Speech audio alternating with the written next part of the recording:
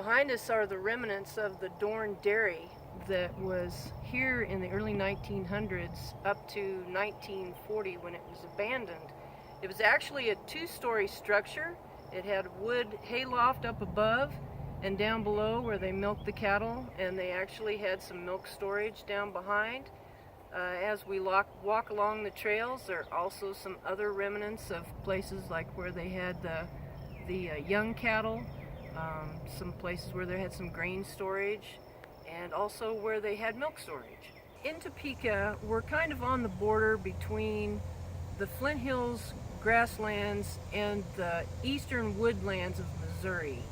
And so over the years, even though this was pasture back in the early 1900s, once it was abandoned, these trees populated themselves just because we're closer to the eastern woodlands than we are of the prairie. This is a bur oak.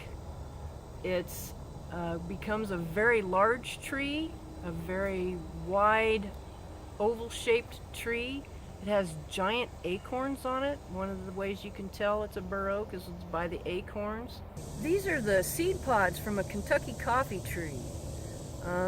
Actually, way back when, probably in the 1800s, pioneers would actually use these to supplement their coffee when they didn't have any. The seeds that are inside these pods.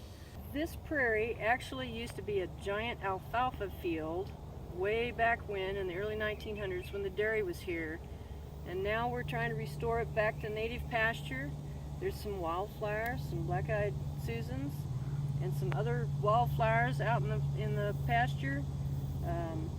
Historically, they actually harvested the alfalfa to feed to the elephants at the zoo.